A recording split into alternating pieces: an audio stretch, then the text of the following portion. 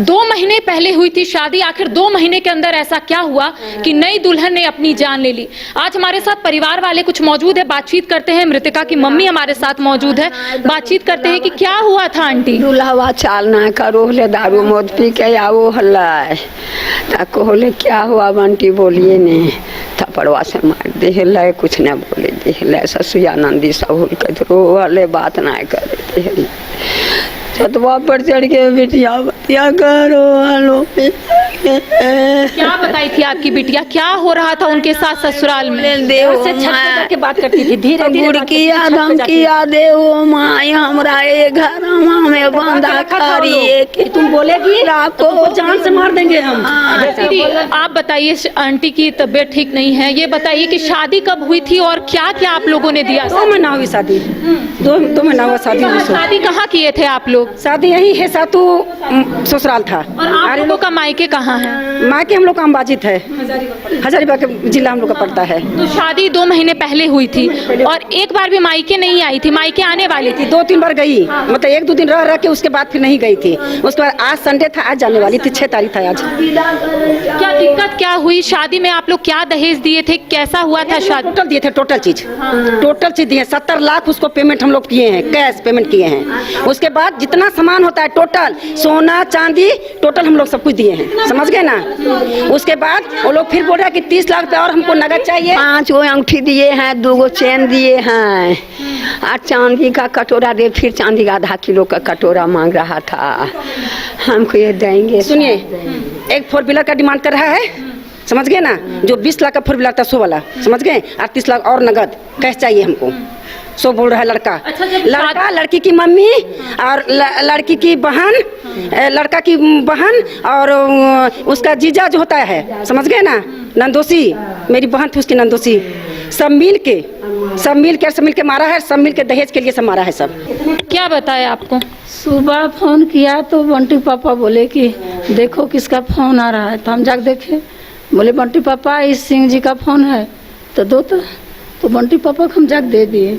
बहुत ससुरवा उसका बोला कि अनुआ कुछ कर ली है, कुछ नहीं, कुछ हो गया है अनुआ को।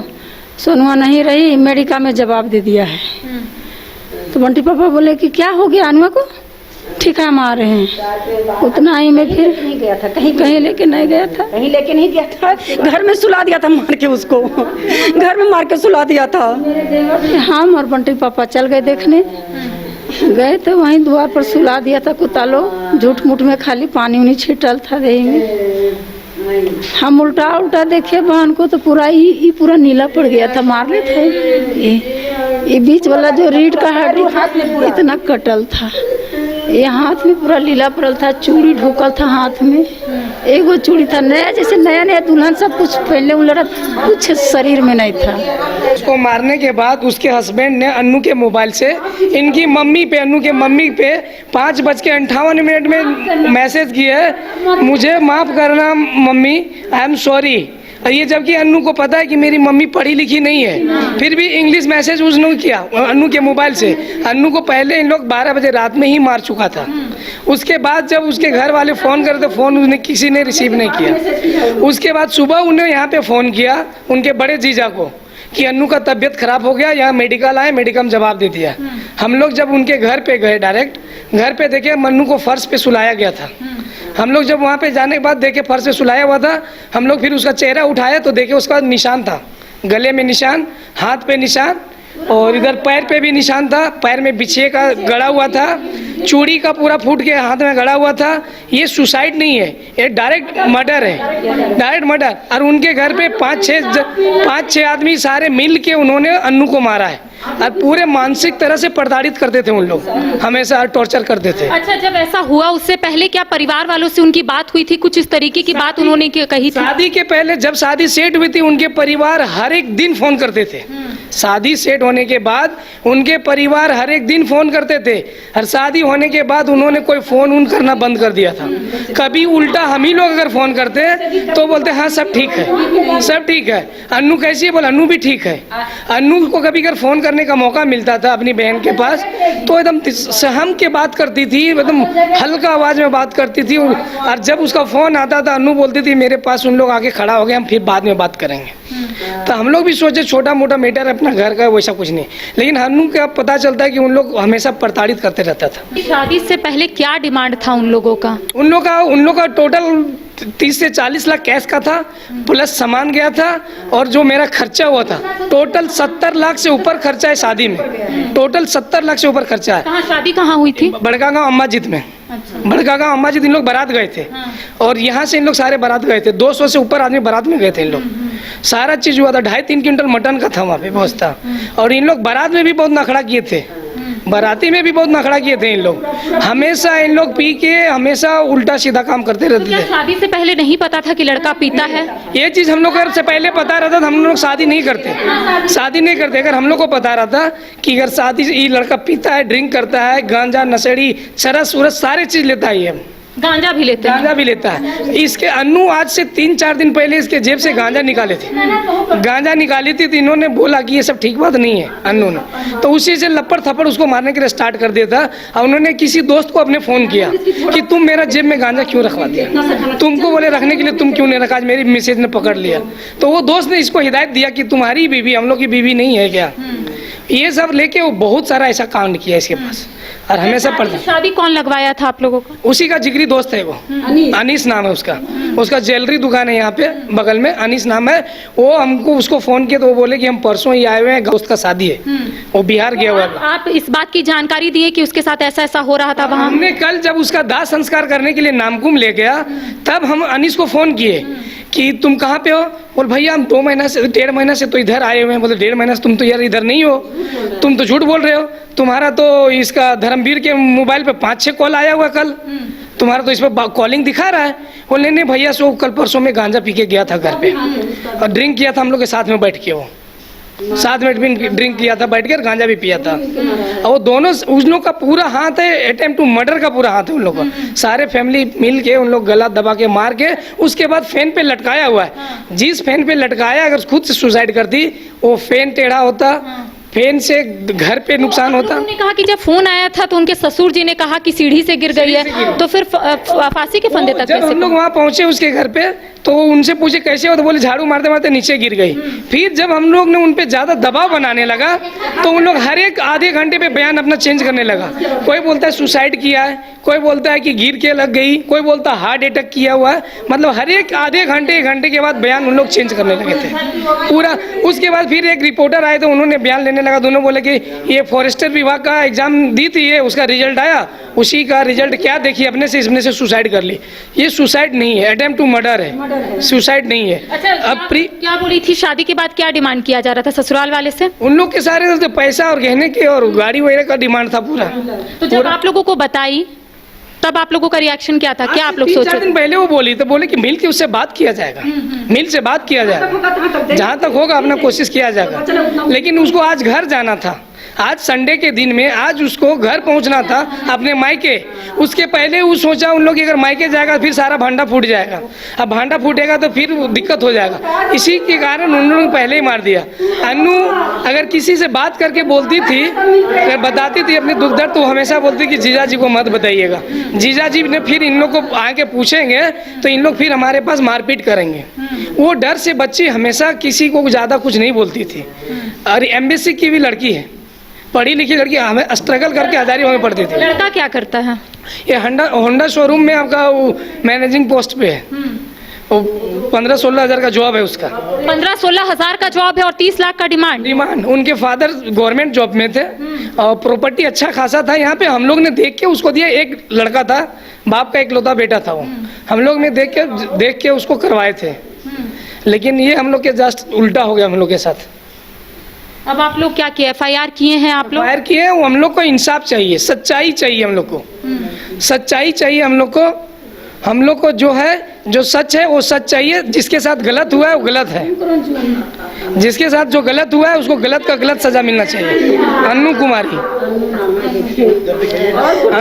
कुछ शादी की भी तस्वीर हम दिखाते हैं और उस लड़की की भी तस्वीर दिखाते हैं कि देखिए इन्हीं से इनकी शादी हुई थी। दुल्हन का नाम अन्नू और लड़के का नाम क्या था? धर्मवीर। देखिए दोनों शादी के बाद घूमने के लिए गए, लेकिन उसके बाद रजरप्पा गई थी। सब फैमिली गया था लोग, जंगल वहाँ की जा रही है। उसके बाद तो मतलब शादी के सिर्फ 2 महीने और 2 महीने में ऐसा कुछ हुआ कि परिवार वाले आप देख रहे हैं बिखर चुके हैं। परिवार वाले न्याय की गुहार लगा रहे हैं हम और ने उनको जितने पैसे दिए हैं वो सारे स्टेटमेंट है मेरे पास। जितने भी धर्मवीर को पैसा हमने दिया है, ऑनलाइन जो दिया है ऑनलाइन पे है। कितना आप लोगों ने दिया है? 2 लाख का मेरे पास रिसीव है ऑनलाइन का। बाकी बात कैश भी है, कैश का भी वीडियो है मेरे पास। सारे चीज हम लोग ने पहले से प्रीपेड रखा हुआ। तिलक में क्या क्या आप लोगों ने चढ़ाया है? पैसा था, जेवर दिए थे, अपना फर्नीचर का पूरा सामान दिए थे, टोटल बर्तन जो जितना सेट आता है सब टोटल चीज दिए थे। लास्ट में एक आयरन घट गया था, उसके लिए उन्होंने तिलक चढ़ा तो डिमांड किया था, हम लोग कोकर से परचेज करके लाके दिए थे हम लोग। मतलब सिर्फ आयरन की वजह से तिलक को उस वक्त रोक दिया गया था कुछ मिनटों के लिए। फिर हम लोग ने फिर कोकर से लाके परचेज करके दिया था हम लोग ने आयरन। उसके बाद एक पर्स और बेल्ट नहीं मिला, उसके वजह से वो प्रताड़ित करती थी अपने अन्नू को कि तुम्हारे ससुराल वाले को औकात नहीं वो बेल्ट और पर्स देने का। तो उस वक्त आप लोग सोचे थे मिलकर बात करेंगे, लेकिन उससे पहले ही ऐसा हुआ। बात कर लिया जाएगा, बात कर लिया जाएगा। उसके बीच में इन लोग आज जाना था, उसी के बीच में दौरान इन लोगों को सबको मिल के साजिश करके हत्या कर दिया। लड़के का क्या कहना है? बातचीत हुई आप लोगों से लड़के की? जब गए लड़का बोलता है कि अपने से कर ली। अपने से करती तो शरीर में इतने दाग कहाँ से आते हैं?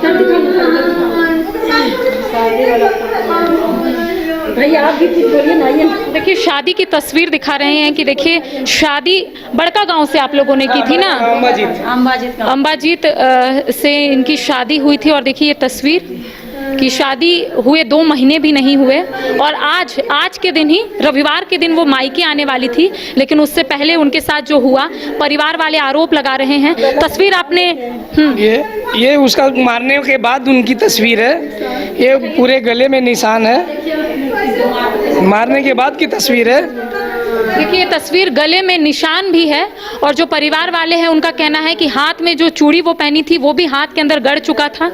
इसके साथ ही जो एक साइड में पूरे शरीर पे दाग था उसका, बैक साइड पूरे शरीर पे, कमर पे, चेस्ट के पीछे, गर्दन के नीचे, पूरे कंधे के नीचे शरीर पे दाग था उसमें। ये सुसाइड नहीं है, अटेम्प्ट टू मर्डर ही है, मर्डर ही है, टोटल मर्डर ही है।